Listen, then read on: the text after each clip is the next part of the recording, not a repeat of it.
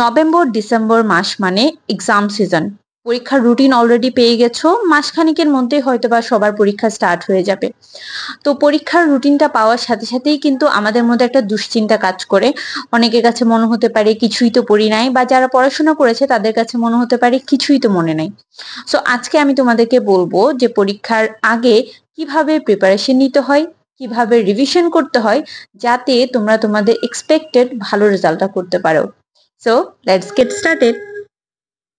Revision strategy নিয়ে কথা বলার আগে আমাদেরকে জানতে হবে রিভিশন বলতে কি বোঝে। সো রিভিশন বলতে বোঝায় যে আগে যা কিছু তুমি পড়েছো সেই জিনিসটা আবার পুনরায় পড়া। কারণ আমরা যখন একটা টপিক অনেক আগে পড়ে থাকি, আমাদের ব্রেইনে তো আসলে এত ইনফরমেশন স্টোর থাকে না, স্টোর রাখা পসিবল হয় না। সো রিভিশন করার ক্ষেত্রে সবার প্রথম যে স্টেপটা সেটা হলো একটা রিভিশন ম্যাপ ক্রিয়েট করা। তোমার আসলে কতটুকু পড়া হয়েছে, তোমার আসলে কতটুকু পড়া বাকি আছে, কোন চ্যাপ্টার গুলা অনেক ভালো পারো, কোন চ্যাপ্টার গুলা একটু কম পারো। সো রিভিশন শুরু করার আগে সবার প্রথমে তুমি একটা রিভিশন ম্যাপ রেডি করবে। সেখানে তোমার যতগুলা সাবজেক্ট আছে সবগুলা সাবজেক্ট সম্পর্কে লিখবে, প্রত্যেকটা সাবজেক্টে কয়টা চ্যাপ্টার আছে এবং প্রত্যেকটা চ্যাপ্টার তোমার কেমন প্রিপারেশন। কিছু চ্যাপ্টার থাকতে পারে যে খুবই ইজি, একটু একবার দুইবার চোখ বুলালেই ওই চ্যাপ্টারের সব কন্টেন্ট তুমি বলতে পারবে। কিছু চ্যাপ্টার আছে মোটামুটি কিছু টপিক পারো, কিছু টপিক ভালো করে পারো না। আবার কিছু চ্যাপ্টার আছে একেবারেই পারো না, খুব কঠিন লাগে, কিন্তু পরীক্ষার জন্য হয়তো বা খুব ইম্পর্টেন্ট চ্যাপ্টার। তো সবার প্রথমে আমাদেরকে এই রিভিশন ম্যাপটা ক্রিয়েট করতে হবে। তো রিভিশন ম্যাপটা যখন তোমার ক্রিয়েট হয়ে গেছে, সেকেন্ড স্টেপে you need to make a routine. So তোমার পরীক্ষার যত দিন বাকি আছে, ধরো তোমার পরীক্ষার 15 দিন বা 20 দিন বাকি আছে, এবং তোমার সাবজেক্ট হলো 5টা সাবজেক্ট, তাহলে তুমি প্রত্যেকটা সাবজেক্টের জন্য 2 দিন করে রিভিশনের জন্য সময় রাখতে পারো। অথবা তুমি প্রতিদিন 2টা চ্যাপ্টার রিভিশন করতে পারো। এভাবে তোমার জন্য যেটা সুইটেবল মনে হয়। দেখো, স্টুডেন্টদের জন্য কোনো ইউনিক মানে একদম রেগুলার কোনো সলিউশন আসলে নাই যে আমি একটা সলিউশন দিয়ে দিলাম এটা সবার জন্য কাজ করবে। তোমাকে ধরে নিতে হবে যে আমরা সব মানুষ আলাদা, আমাদের সবার পড়ার হ্যাবিট আলাদা, আমাদের সবার পড়া মনে রাখার ক্যাপাসিটিটা আলাদা। সো সব এক একজনের জন্য কিন্তু এক একটা ফর্মুলা কাজ করে।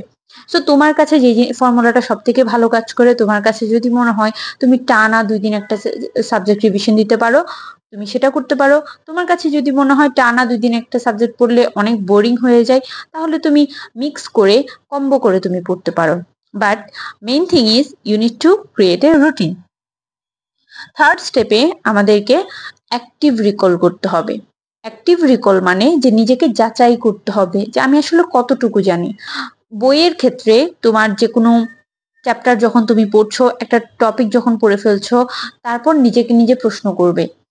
প্রত্যেকটা চ্যাপ্টারের এন্ডে যে কোশ্চেন্স গুলা দেওয়া থাকে, বা গাইড বুকে যে সৃজনশীল প্রশ্নগুলো দেওয়া থাকে, যে এমসিকিউ যেগুলো দেওয়া থাকে, সেগুলা প্র্যাকটিস করা শুরু করবে। কারণ তুমি যখন একটা টপিক প্র্যাকটিস করছো, এমসিকিউ গুলো যখন দেখছো এবং তুমি সেটা আনসার করার চেষ্টা করছো, দেখছো আনসার করতে পারছো না, তার মানে কি তোমাকে ওই চ্যাপ্টারটা আরো পড়তে হবে।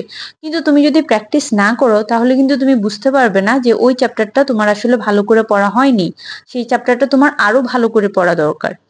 সো এই জন্য আমাদেরকে একটা অ্যাক্টিভ রিকলের হ্যাবিট ক্রিয়েট করতে হবে। সো চ্যাপ্টারের কন্টেন্ট যখন আমাদের পড়া হয়ে গেছে, থার্ড মোস্ট ইম্পর্টেন্ট যে জিনিসটা সেটা হলো কোয়েশ্চেন প্যাটার্ন সম্পর্কে ক্লিয়ার নলেজ গেইন করা। তুমি যদি স্কুল লেভেলে বা কলেজ লেভেলে যদি থাকো, তাহলে প্রত্যেকটা টিচারের বা প্রত্যেকটা সাবজেক্টের কিন্তু আলাদা একটা কোয়েশ্চেন প্যাটার্ন আছে। সো সেই ক্ষেত্রে তুমি যদি পরীক্ষায় ভালো রেজাল্ট করতে চাও, তাহলে তুমি অবশ্যই তোমার সিনিয়রদের থেকে বা অন্য যার থেকেই পসিবল তুমি প্রিভিয়াস ইয়ার কোশ্চেন সম্পর্কে এবং যে কোনো একটা সাবজেক্টের কোশ্চেন প্যাটার্ন সম্পর্কে ক্লিয়ার একটা নলেজ হচ্ছে গেইন করবা।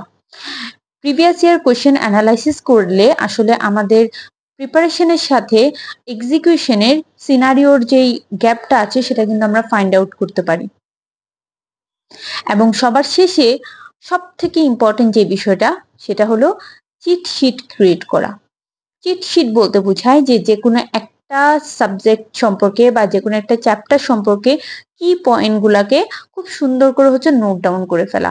ধরো তুমি ইংলিশ পড়ছো, এখন ইংলিশের প্রত্যেকটা টপিক সম্পর্কে তুমি যদি রিভিশন করতে চাও, বই ধরে, বইয়ে যদি 100 পৃষ্ঠাও থাকে, 100 পৃষ্ঠা পড়ার জন্য তো তোমার মিনিমাম ঘন্টাখানেক সময় তো দরকার। কিন্তু সেখান থেকে যদি তুমি সবথেকে ইম্পর্টেন্ট টপিকগুলাকে একটা পেজে নোট ডাউন করে ফেলো, ডায়াগ্রামের থ্রুতে, ফ্লো চার্টের থ্রুতে বা মাইন্ড ম্যাপিং এর থ্রুতে, তাহলে কিন্তু প্রতিদিন একবার সেই চিট শিটের দিকে তুমি যখন চোখ বুলাবে, দেখবে বারবার সেটাকে প্র্যাকটিস করার মাধ্যমে তুমি খুব সহজে সেটাকে মুখস্থ করে ফেলতে পারছো। তো রিভিশন করা মানে যে একদিনেই সব রিভিশন করে ফেলতে হবে এটা না।